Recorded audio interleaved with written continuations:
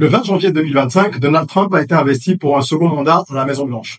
Ce retour surprenant a non seulement relancé le débat sur la polarisation politique aux États-Unis, mais il a également mis en lumière l'intersection croissante entre pouvoir politique et influence économique. Le rapprochement entre Trump et Musk est un symbole de ce mélange des genres. Parmi les invités VIP à la cérémonie d'investiture se trouvaient certaines des figures les plus influentes du monde des affaires, Elon Musk, comme je viens de le dire, Jeff Bezos, Zuckerberg, Sundar Pichai, Tim Cook et Bernard Arnault, pour ne citer que. Souvent qualifiés de maîtres du monde, ces personnalités qui occupent le classement des plus grosses fortunes de la planète depuis de longues années maintenant ne se contentent pas de dominer leurs industries respectives. Elles tirent les ficelles à bien des niveaux et sont constamment en train de faire du lobbying. Leur présence, sans être inattendue, soulève tout de même une question importante.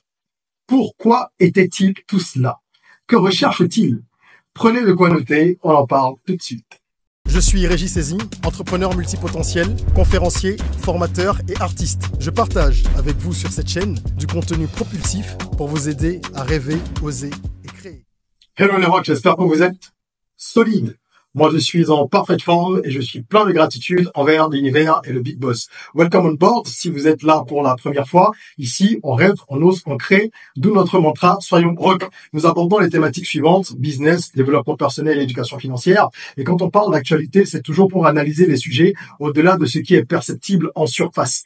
Petite info, avant que je ne vous livre mon analyse, si vous recherchez un business à lancer en Afrique, cliquez sur le lien dans la description pour télécharger mon e-book 100 business rentable pour l'Afrique. Vous y découvrirez des opportunités de business adaptées au continent africain, décrites clairement et accompagnées chacune d'une vidéo complémentaire. La méthode de pain tapé qui y est expliquée vous permettra également d'évaluer la pertinence du business envisagé à la lumière de plusieurs critères. Et pour couronner le tout, je vous offre un template de business plan en bonus. Il vous suffit de quelques clics et vous recevrez les documents par email après votre achat. Alors, le retour de Trump à la Maison-Blanche a été une surprise pour certains et un espoir pour d'autres. Après une période tumultueuse sous l'administration Biden, marquée par des tensions géopolitiques croissantes et des initiatives législatives contre les monopoles technologiques, cette nouvelle ère représente un tournant crucial. Dans son discours inaugural, le 47e président des États-Unis a évoqué des thèmes récurrents. Souveraineté nationale, patriotisme économique et nécessité de libérer l'Amérique de la bureaucratie. Trump a également signalé son intention de renouer avec une politique pro-business, promettant un environnement réglementaire plus souple et des politiques fiscales favorables aux entreprises. En effet, l'administration Biden avait multiplié les efforts pour réguler les grandes entreprises technologiques. Pas très bon pour les businessmen, n'est-ce pas? Les GAFA, Google, Apple, Facebook, Amazon, faisaient face à des pressions réglementaires accrues, notamment sur les questions de concurrence et de modération des contenus en ligne. En 2023, des amendes massives et des enquêtes antitrust ont ébranlé des géants comme Google et Amazon, les forçant à restructurer certaines de leurs activités.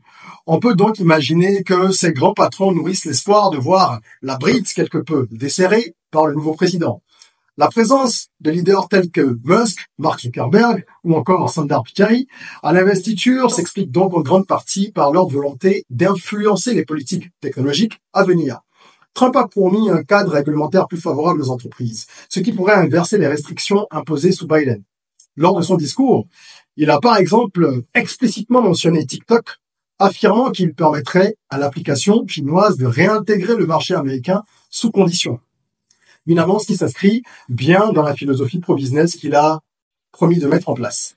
Les milliardaires étaient donc présents pour consolider leur relation avec le pouvoir. Assister à une cérémonie d'investiture est une opportunité symbolique de démontrer son alignement avec l'administration en place. Pour des figures comme Jeff Bezos d'Amazon ou Tim Cook d'Apple, c'est aussi une manière d'ouvrir un dialogue sur des questions clés. Fiscalité, commerce international et immigration, ces questions-là qui influencent directement leurs activités. Regardons de plus près.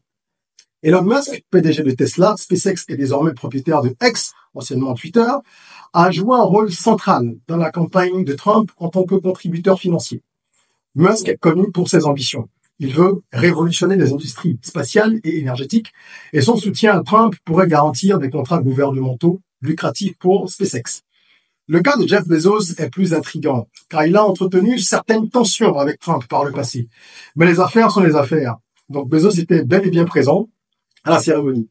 Amazon, l'un des plus grands employeurs des États-Unis, pourrait bénéficier d'une politique fiscale plus favorable et d'une révision des règles antitrust sous Trump. Le PDG du groupe LVMH, l'un des hommes les plus riches de la planète, a également assisté à l'événement. La présence de Bernard Arnault reflète l'importance croissante des marchés américains pour les industries du luxe, mais aussi une volonté de maintenir des relations privilégiées avec les décideurs politiques à l'échelle globale.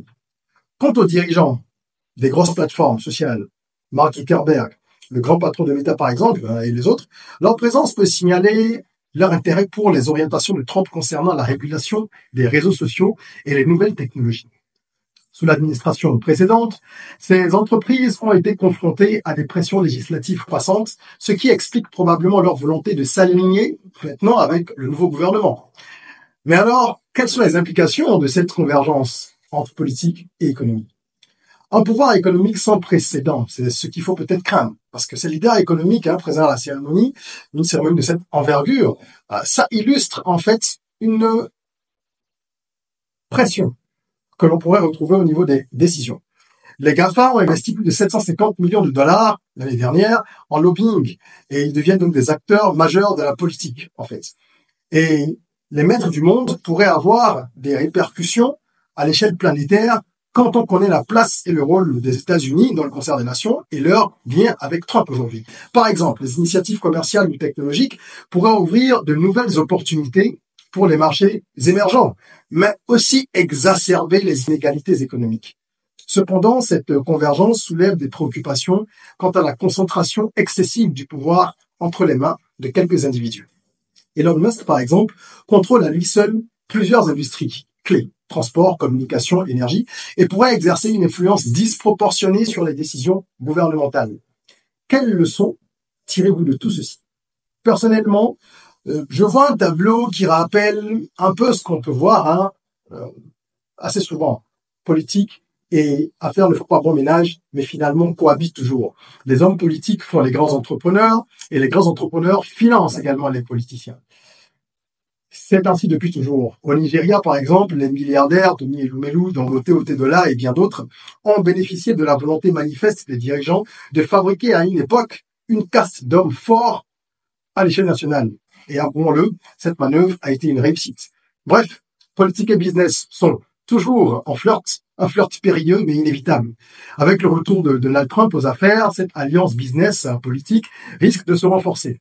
Certains s'en offusquent, craignant des politiques invasives et agressives, ne profitant qu'aux ultra-riches, tandis que d'autres sont remplis d'espoir, voyant dans le retour de Mr. Make America Great Again une chance non pas pour les États-Unis uniquement, mais pour le monde entier. Et vous, quel est votre avis? Je serais ravi d'en savoir davantage. Partagez-le en commentaire.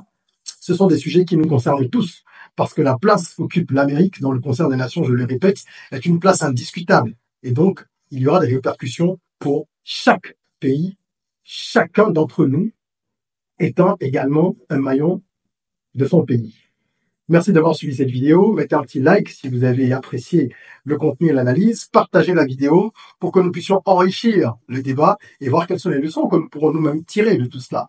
En tant qu'entrepreneur, en tant que leader, en tant que visionnaire et peut-être panafricaniste pour certains, il faut qu'on puisse également suivre l'actualité, tirer les enseignements, les mettre en pratique pour nous-mêmes et savoir comment naviguer dans la mondialisation. En attendant qu'on se retrouve pour une nouvelle vidéo, prenez soin de vous, de votre corps, mais aussi et surtout de votre mind. Rêvons, osons, créons, soyons rock.